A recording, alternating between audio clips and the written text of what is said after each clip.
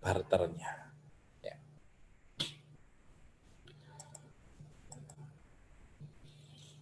Buat Anda yang belum belajar matematik lebih detail, mohon maaf, ini model matematiknya, ya.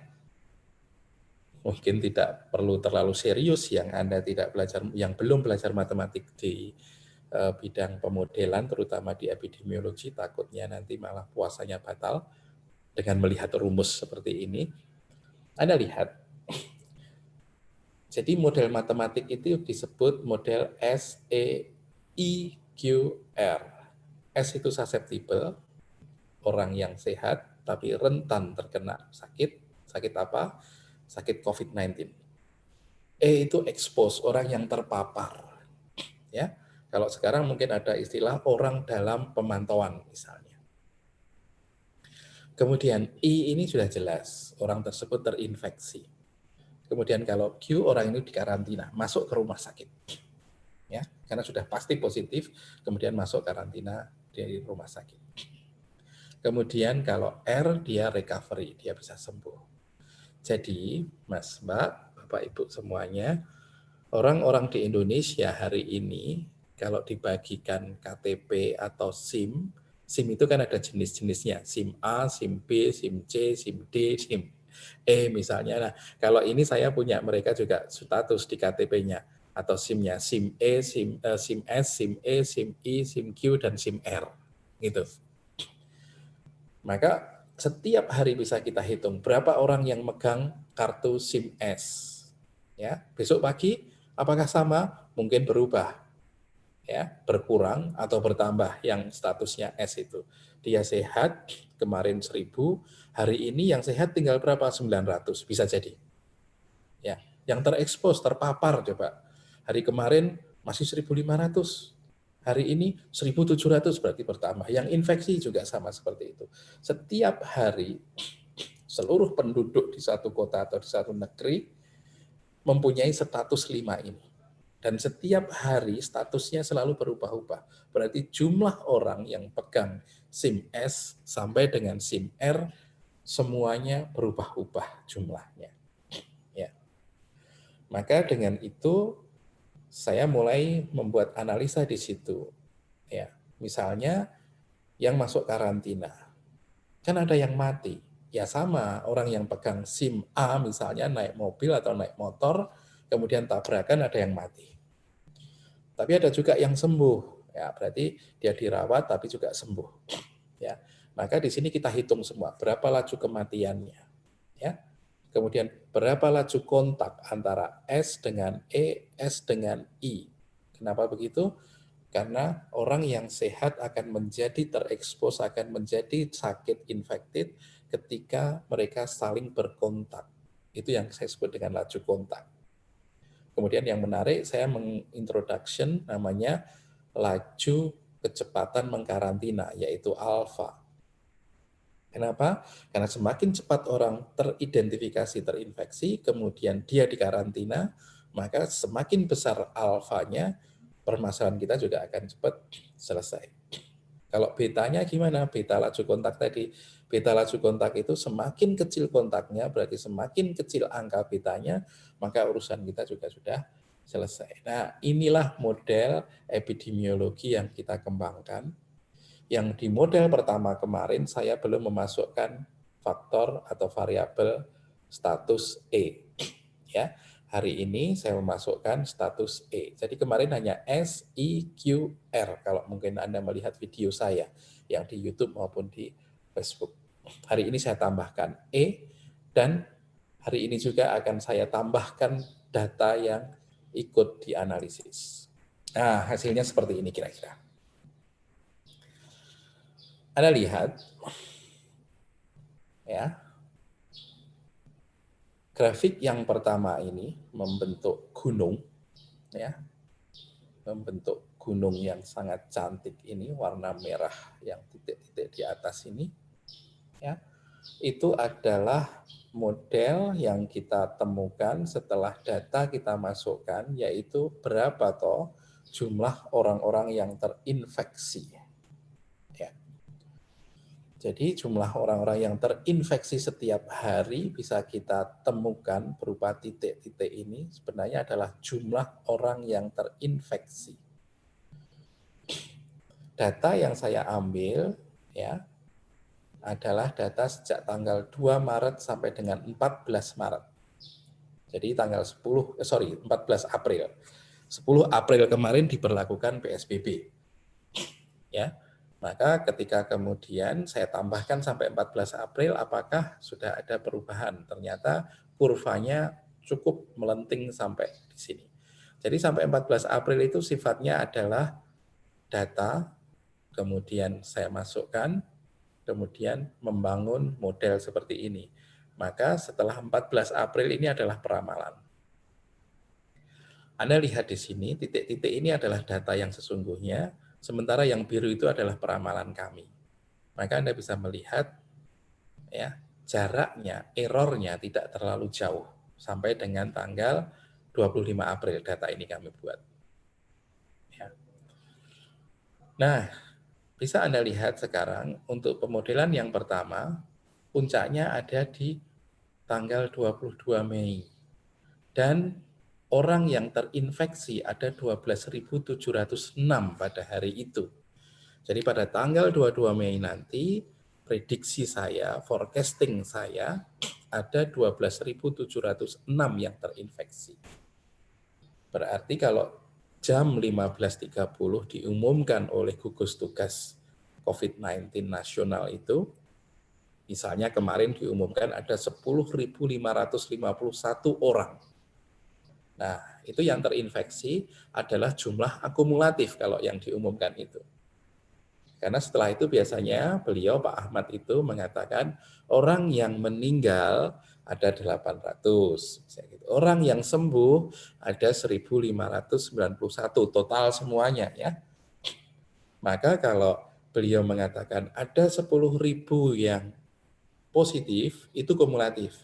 Berarti harus dikurangi dulu dengan yang meninggal, dikurangi dulu dengan yang sembuh, maka dari 10.551 hari kemarin itu, kalau masuk ke rumus saya, jumlahnya adalah 8.160, karena yang sembuh 1.591, yang meninggal 800. Jadi per tanggal 1 Mei kemarin, jumlah orang yang terkena kasus virus corona positif itu 8.160.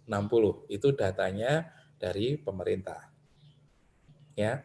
Nah, nanti kami meramalkan puncaknya itu di tanggal 22 jumlahnya berapa? 12.706 orang yang positif, bukan kumulatif dengan yang meninggal dan yang sembuh.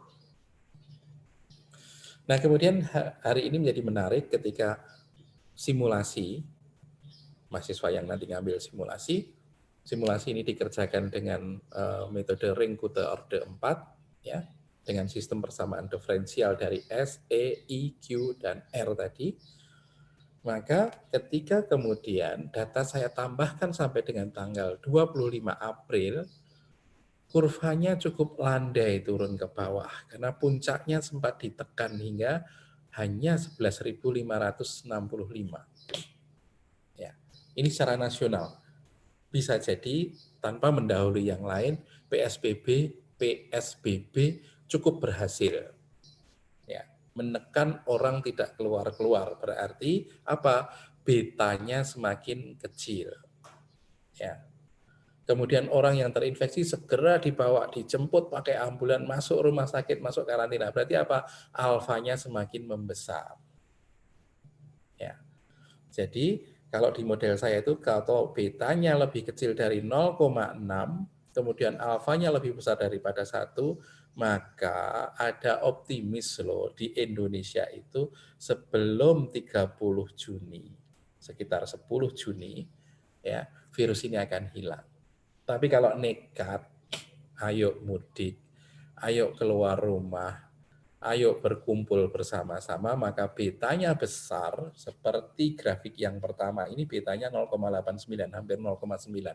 Itu jelek sekali. Ya, maka pandemi ini akan terus berjalan. Maka kita masuk kuadran 2 ini, yang merah ini. Ya. Jadi tanggal 10 Juni dadah. Virus masih bertempat tinggal, beralamat di Indonesia. Ya. Jadi kalau mau menghilangkan itu semua, silahkan. Beta ditekan sekecil-kecilnya dengan PSBB, dengan tidak mudik dulu. Ya, sementara alfanya dinaikkan. Nah, alfa ini urusan teman-teman medis. Sementara beta ini adalah urusan kita semuanya. Nah, maksud saya begini Mas Mbak, dengan melihat secara rasional hitung-hitungan seperti ini, ya, maka sekarang kita harusnya muncul kesadaran kolektif. Ini pengalaman kognitif menghasilkan kesadaran kolektif untuk kemudian apa? Bareng-bareng memperkecil beta, memperkecil laju kontak-kontakan antara mereka yang terekspos dengan yang infected dengan orang yang masih sehat tapi rentan kena penyakit. Ya. Nah, di situ. Maka kalau kita bekerja keras menekan angka beta itu semakin kecil, meskipun tidak bisa nol sama sekali, di Italia, di Perancis, di Jerman, di Vietnam, itu sampai nol sama sekali, semua aktivitas berhenti, ya, itu pasti akan cepat sekali. Dinolkan, dan 14 hari itu dinolkan betanya, dan alfanya dipercepat untuk masuk karantina, pasti virus ini akan hilang. Cuma apakah mungkin itu bisa kita lakukan? Maka kembali kepada habit kita, kembali kepada kesadaran kita. Ya, saya sangat paham. Kita harus keluar cari makan. Ya, kita harus keluar beraktivitas. Kita harus keluar bersosial. Ya, bersosialisasi. Orang kita makhluk sosial semua di Indonesia. Ya, ada tetangganya kemarin yang dijemput pakai ambulan untuk karantina saja, tetangganya keluar dan menyalami malahan. Ini satu habit yang saya tidak tahu harus berubah ketika di kondisi-kondisi seperti ini. Ya. Nah, hati-hati. Jadi kalau tanggal 10 Juni sampai 30 Juni itu mau hilang virusnya, perbesar laju kontak betanya. Tidak, perkecil saja sekecil-kecilnya. Tetap kita masih menjadi makhluk sosial kok meski tidak mudik. Tetap kok kita itu beribadah kepada Tuhan meski tidak ke masjid dan ke gereja untuk bertarawih. Tetap kok kita menjadi orang yang tunduk, patuh, setia kepada Gusti Allah. Meskipun baca Qur'annya di rumah tidak harus bertadarus bersama-sama. Mengaji dan mengkajinya di rumah. Mengkaji surat Nuh, mengkaji surat Yusuf, membuka Injilnya, membuka kitabnya, ya, secara fokus, secara khusyuk di rumah, kita akan menjadi orang yang setia, patuh, taat kepada Tuhan kita. Dan itu akan menyelesaikan semuanya. Nah, ini model sudah ketemu sekarang. Ya, mari kita bersama-sama bergerak, membantu siapapun agar supaya betanya laju kontak kecil dan alfanya orang yang memang di situ terindikasikan cepat-cepat kita ajak berobat ke rumah sakit untuk dikarantina. Ini terlalu rumit kalau Anda lihat, tapi sebenarnya sama. Ini adalah perpindahan orang-orang dari Jakarta menuju ke daerah-daerah, utamanya di kota Solo, maka dia akan masuk ke kotaknya E di non-Jakarta, non-DKI. Ya. Ada juga yang masuk ke I, jadi orang-orang yang mudik nanti akan menambah kotak E dan kotak I ini di daerah-daerah. Saya ambil contoh untuk di kota Solo, hati-hati. Wahai penduduk kota Solo, ya, hari ini kita sudah didatangi kemarin para pendatang, konon katanya dari beberapa klaster itu yang positif, ya, dan angkanya signifikan naik terus setiap hari. Apalagi Solo Raya ini batasnya tidak jelas, semua berbatasan darat, sehingga aktivitas di beberapa tempat umum seperti pasar itu datang orang dari Solo, datang dari Sukoharjo, datang dari Karanganyar, mereka berinteraksi maka laju kontaknya sangat besar sekali. Sama di Solo hari ini laju kontaknya 0,8, ini harus diperkecil. Kalau ingin nanti masuk ke kuadran 1, yaitu akan habis sebelum tanggal 10 Juni. Tapi kalau tidak kita akan masuk kuadran 2. Dan ada potensi masuk ke kuadran 2. Nah, kalau menurut model yang saya buat tadi, puncaknya pandemi di Kota Solo akan jatuh di bulan Juni dan puncaknya akan menyentuh sampai 208 orang. Kalau kejadian seperti hari ini terjadi dengan laju kontaknya 0,8 seperti itu, apa yang akan terjadi? Tanggal 31 Desember pun tidak akan hilang virus itu. Masih ada meskipun sangat kecil sekali. Ya, maka dengan berat hati saya mau mengatakan kayaknya kita perlu sangat hati-hati, jaga jarak, ya, pakai masker, cuci tangan, ya, kemudian aktivitas agak dikurangi, ya, sebab kalau tidak pandemi ini tidak pandang bulu, tidak pandang siapa dan mengapa, siapapun bisa kena, ya. Dan model saya lagi-lagi yang biru dengan data yang ada ketika saya simulasikan errornya juga tidak terlalu jauh untuk Kota Solo ini. Jadi saya sangat strongly recommended pemerintah Kota Solo ayo segera bikin gagasan yang cermat, yang tepat, masyarakat harus paham, setelah itu diajak untuk sikap hidup bersih, kemudian social distancing, physical distancing, kemudian bermaskerlah, dan yang kemudian satu lagi adalah apa? Untuk sergap cuci tangan, cuci semua setelah keluar rumah dan seterusnya menggunakan hand sanitizer atau cukup menggunakan sabun. Ya, kalau yang Muslim berwudulah 5 kali sehari, tambahkan kalau perlu 10 hari sekali tidak ada masalah. Yang ke gereja juga bersuci di situ. Yang Hindu, Buddha saya kira semua ajarannya sama. Ya, jadi saya sangat setuju agama kita ini adalah agama yang baik, yang mengajak kepada kebaikan, maka kalau kita praktekkan dengan benar dalam rangka kebaikan itu akan mampu menghambat datangnya virus ini menyebar kemana-mana. Itu Kota Solo. Hampir jam 10, kurang 15 menit, saya masuk ke sesi berikutnya, yaitu adalah gerakan 4 beta. 4 beta itu adalah gerakan untuk menekan laju kontak itu tadi. Karena kalau gerakan yang alfa, yaitu menaikkan laju karantina, itu urusan teman-teman yang di tim medis. Kebetulan saya bukan seorang dokter. Ya, saya akan membantu mereka, tapi dengan cara apa? Mencegah orang-orang jangan sampai masuk ke rumah sakit. Kami akan membantu semuanya agar apa? Orang-orang tidak kemudian berbondong-bondong pergi ke rumah sakit. Nah, kami namakan gerakan ini adalah gerakan menekan laju kontak, yaitu dengan 4 beta. Beta adalah laju kontaknya, maka 4 beta adalah gerakan menekan laju kontak. Begini ceritanya. Jujur, kalau kita mau jujur mengatakan kenapa kamu keluar rumah, urusannya cuma satu. Urusan ujungnya adalah urusan perut, urusan ekonomi. Ya, saya di rumah disuruh stay at home, tapi kemudian saya lapar, saya juga mati karena lapar. Sama-sama gitu, saya keluar rumah cari makan, saya kena virus juga nanti mati. Jadi statement ini sering kita dengar seperti itu. Maka pilihannya mana? Pilihannya adalah stay di rumah, tapi kemudian makanan masih datang, uang masih datang. Nah, seperti itu. Nah, ini yang coba kita mau adakan gerakan ini. Saya mengajak, kemarin saya sudah cerita sama Pak Guru dari Bapak Ibu Guru di SMA Pradita lewat Mas Doni. Di Direktorat saya juga sudah sampaikan ke Pak Syukur, ke Pak Direktur, ke Pak Kolonel Yuli juga sudah saya sampaikan semua ide-ide ini. Mari kita berjalan bersama-sama, ya, berguna untuk siswa kita dan juga berguna untuk masyarakat. Jadi begini ceritanya. Data ini sudah clear, kita sepakat semua dengan data ini.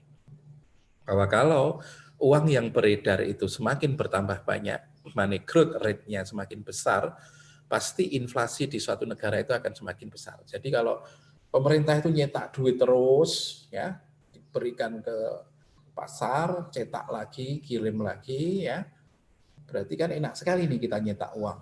Uangnya banyak sekali, tapi hati-hati dengan banyak uang yang beredar itu, kalian pegang uang, kalian datang ke pasar, uangnya nggak laku. Ya, Karena jumlah uang yang beredar tambah banyak, sementara kuantiti barang yang ada di tempat kita produktivitasnya stuck. Maka uang kita menjadi tidak ada nilainya. Nah, ini yang berbahaya. Ini yang disebut dengan inflasi. Maka dari the quantity theory of money itu bicara inflasi itu akan terjadi loh kalau uang yang beredar itu ditambah menjadi besar. Maka sebaiknya uang yang beredar di masa krisis itu tetap seperti ini saja. Loh, kalau tetap seperti ini gimana? Ya, kita kekurangan likuiditas katanya gitu. Kita kekurangan cash money nih untuk menyumbang mereka yang tidak mampu, BLT, memberi sembako ke mereka. Gimana untuk orang biar stay di rumah, kan harus kita sumbang semuanya. Duitnya tidak cukup. Boleh tidak kita cetak uang lagi? Nah, ini sudah mulai kasak kusuk. Ya, orang-orang yang konservatif tidak berani mencetak uang dengan menaikkan besaran M ini. Apalagi ditambah hari ini T-nya, transaksi atas volume barang yang ada, perdagangan yang saat ini berjalan di pasar-pasar tradisional. Minggu ketiga kemarin saya menuju ke pasar induk Pasar Legi di Kota Solo, transaksi mereka drop turun betul. Barang-barang mereka banyak tidak terjual betul. Berarti transaksinya kecil. Kalau ini kecil, kalau kemudian M diperbesar, apa yang terjadi? P-nya akan gila menjadi besar sekali. Dan itu tidak boleh. Ya. Kita harus bisa mengimbangi ketika transaksi ini kecil, ya, agar supaya P tidak besar, apa yang dilakukan? Maka V-nya itu juga harus diperkecil. V itu apa? V itu velocity. Velocity itu apa? Kecepatan, tingkat perputaran uang berpindah tangan. Itu harus dihambat agar tidak terlalu cepat bergerak uang itu. Dan satu-satunya jalan yang bisa kita lakukan agar supaya V ini tidak terlalu banter, tidak terlalu cepat, adalah orang bertransaksi tapi tidak dengan uang. Apa itu? Barter. Nah, inilah yang konsep secara teori, ya. Saya kemarin mengajak guru-guru, kenapa? Karena di Pradita, di SMA Pradita mulai akan melakukan namanya project based service. Ya, jadi sebuah services di mana siswa nanti akan membuat suatu project, dan ketika membuat satu project dia harus punya landasan teori. Teori review-nya sudah harus ada, ya. Theoretical review-nya harus ada. Nah, ini adalah rumusnya Irving Fisher yang mengatakan bahwa ketika jumlah uang yang beredar itu makin besar dan transaksi itu makin kecil, ya, agar supaya inflasi tidak terjadi, yang dilakukan adalah satu-satunya dengan cara menurunkan kecepatan atau tingkat perputaran uang berpindah tangan. Yaitu kalau saya beride akhirnya inovasinya saya sebut dengan barter itu tadi. Nah, saya mulai di sini. 4 beta dengan 3 beta dulu. Jadi kami sediakan makan siang waktu itu awalnya gratis karena kami mendapatkan dananya dari beli 1 boleh bayar 2. Maka piring yang kedua, menu yang kedua kami berikan gratis kepada orang yang tidak mampu. Ya. Nah, hari ini kita mulai untuk beli 1 boleh bayar 2 tetap, tapi kami juga mulai mereka yang membeli 1 silahkan bayar dengan sukarela. Itu khusus untuk yang menu makan siang, tapi karena sekarang puasa menjadi menu berbuka puasa kami sediakan di sana di tempat kami. Ya. Maka berikutnya kami juga sediakan beta yang keempat. Jadi beta yang ke-1, 2, 3 tadi adalah beta beli 1, beta boleh, beta bayar 2. Jadi ini ada 3 beta, ya.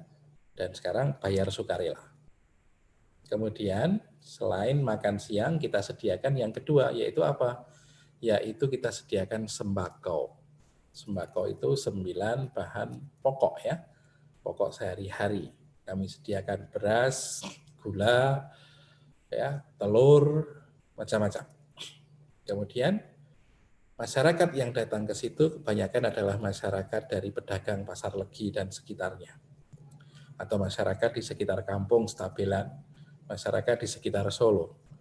Mereka datang ke tempat kami, kemudian membawa seperti ibu ini, membawa pisang. Ya, tapi dia pengen beli gula.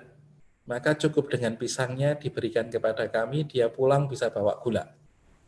Nah, berapa rupiahnya kita timbang dulu. Berapa gula ibu? Sekilo berapa? Nah, gula ini kan sekarang 2 kilo, maka ibu boleh bawa pulang telur sekian kilo misalnya. Nah, itu sudah ada juru tafsirnya di sini. Orang yang mengkurasi barang-barang orang yang datang, kemudian bisa ditukar dengan sembako yang ada di sini. Maka Bapak Ibu, kami setiap hari ketika dibuka akan menerima pisang, menerima sambal pecel hasil kreasi masyarakat, ya, menerima juga mungkin jahe dan seterusnya, hasil dari barteran sembako itu tadi. Kenapa banyak orang datang ke tempat kami? Karena transaksi mereka hari ini turun. Pisang-pisang mereka daripada busuk dibawa pulang, maka lebih baik dibawa ke tempat kami ditukar dengan sembako. Toh hari ini mereka jualan, uangnya juga akan dipakai untuk membeli sembako.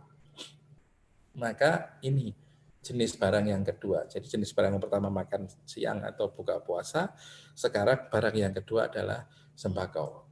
Dan kami akhirnya bisa mengkoleksi barang-barang hasil barter itu tadi. Tepat jam 5 sore, ya, barang-barang barter itu terkumpul semuanya. Jadi sejak siang semua boleh saling membarter, ya.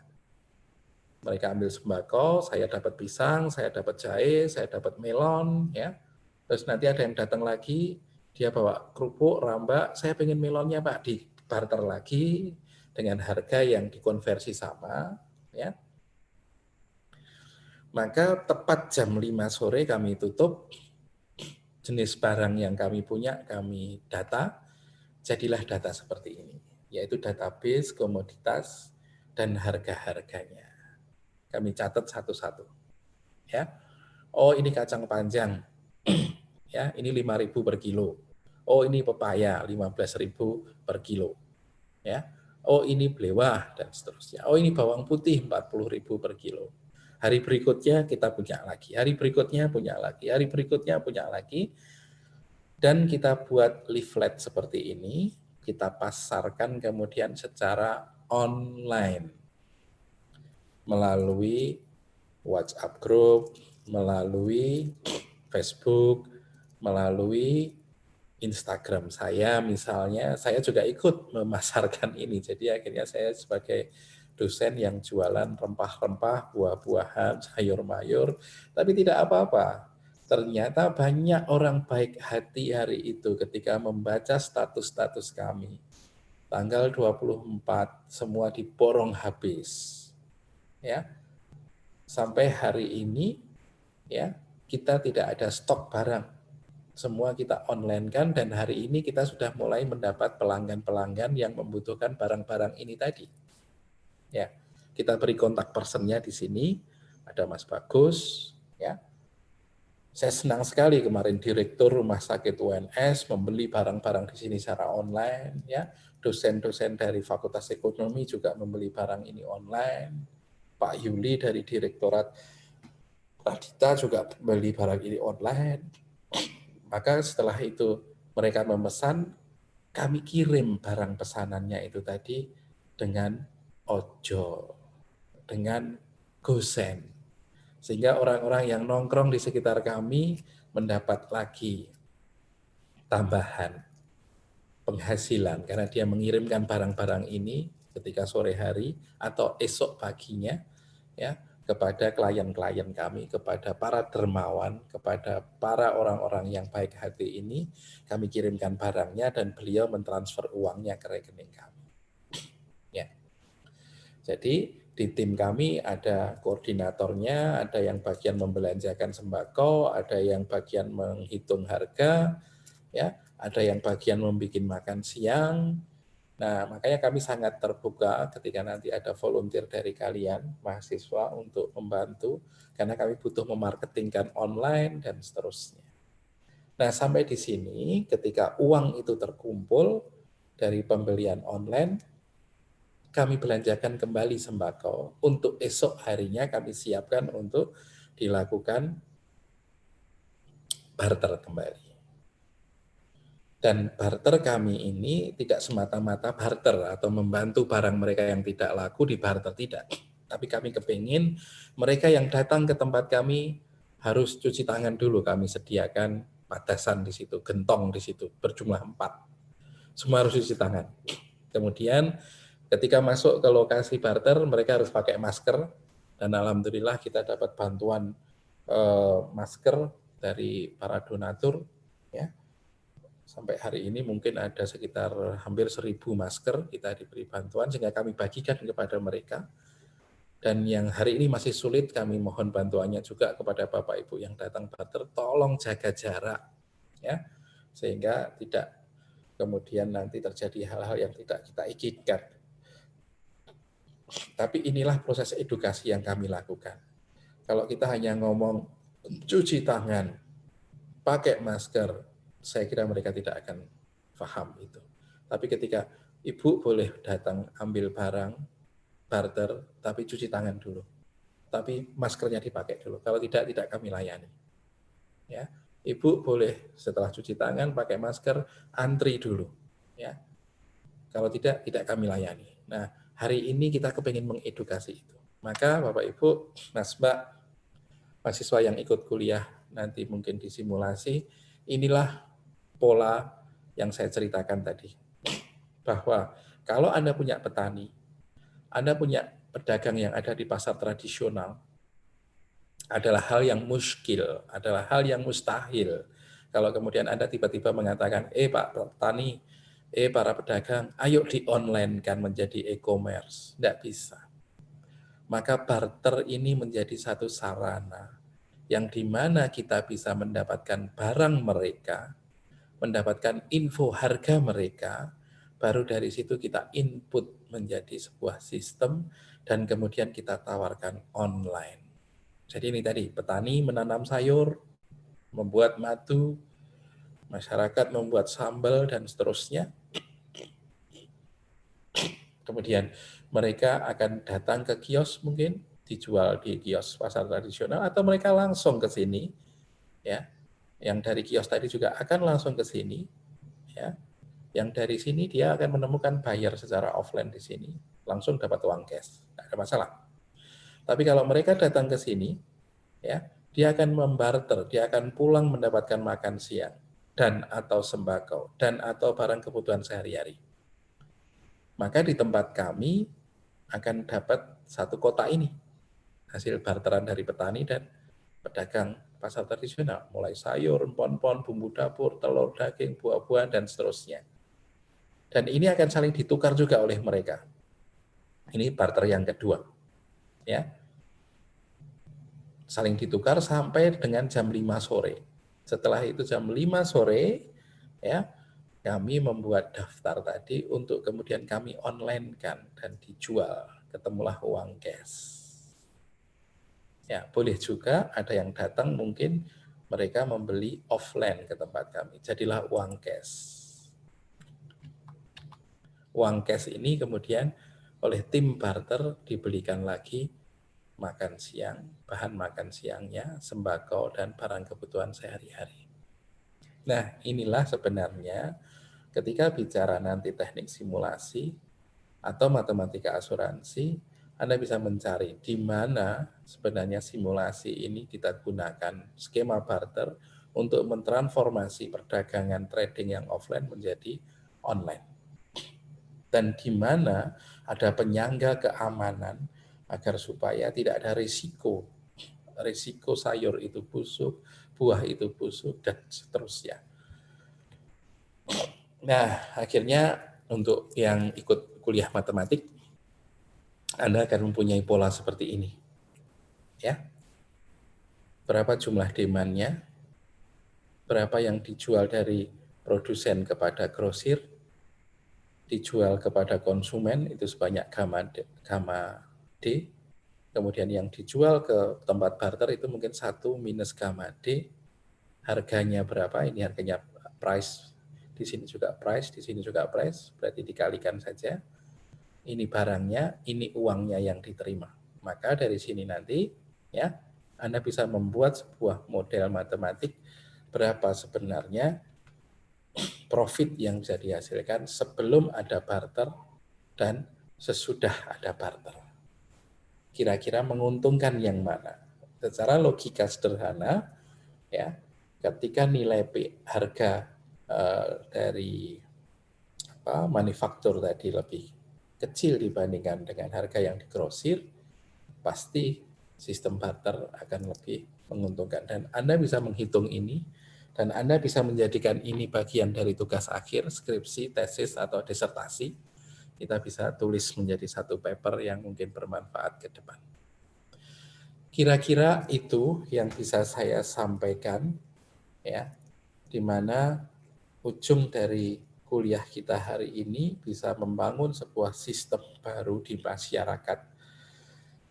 Dan hari ini saya cukup tertarik karena ternyata banyak orang yang memesan produk-produk yang sudah kita naikkan, ya, sudah kita tulis database-nya tadi ke dalam sebuah sistem aplikasi yang bisa Anda download di Google Play Store seperti ini. Sudah mulai kita rancang, tapi ini under construction, sedang kita susun, sehingga nanti database dalam bentuk Excel ini bisa kita bawa ke sini, ya, sehingga orang-orang ketika nanti ingin belanja atau ingin membarterkan, barang-barangnya sudah lengkap di handphone, sudah ada semuanya. Jadi perjalanannya cukup urut hingga ujungnya hari ini. Mungkin Anda nanti yang kuliah teknopreneur bisa menjalankan aplikasi ini untuk kemudian nanti bisa dianalisis oleh orang-orang simulasi harganya yang naik turun, ya, kuantitinya, ya. Dan saya bukannya bermimpi, mungkin berkat virus ini, bukan akibat dari virus ini, ya, pasar-pasar tradisional itu bisa kita bantu penjualannya untuk mendapatkan akses pasar yang lebih luas, ya, dengan harga komoditas yang lebih kompetitif tentunya. Syukur-syukur bisa menuju pasar ekspor. Dan juga Anda orang matematika bisa memperbaiki harga-harga yang hari ini sangat-sangat bergantung pada informasi yang kadang asynchronous information. Harga itu seperti aleator, seperti sangat random sekali. Sehingga ini menjadi PR besar kita semuanya. Kalau bukan kita, terus siapa lagi yang memperbaiki Indonesia ini dengan sebuah sistem yang lebih baik. Ya. Dan saya melihat bukan akibat virus, tapi berkat virus ini, akhirnya saya bisa membangun satu model dengan permainan data yang lebih komplit dan dengan sistem aplikasi yang bisa membantu siapapun yang membutuhkan. Dan hari ini para pedagang pun bisa tersenyum karena barang-barang mereka yang tidak laku akhirnya bisa diserap oleh pasar dan mereka pulang bisa membawa sembako yang bisa dipakai untuk menyambung hidup mereka.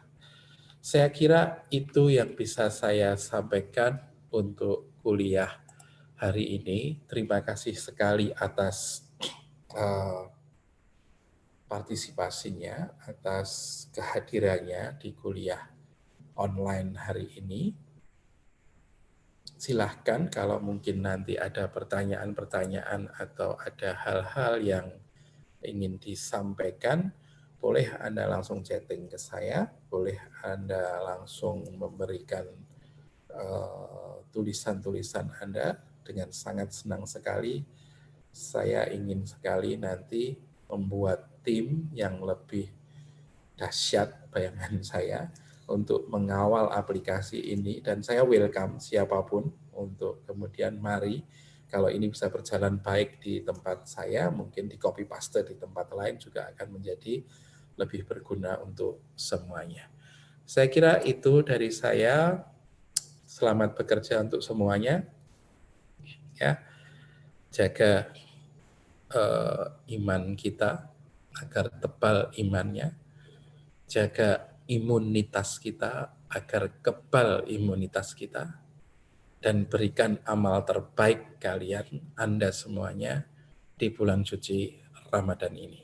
Berdoa bersama-sama agar segera kita terbebas dari pandemi hari ini. Matur nuwun. Assalamualaikum warahmatullahi wabarakatuh. Selamat bekerja untuk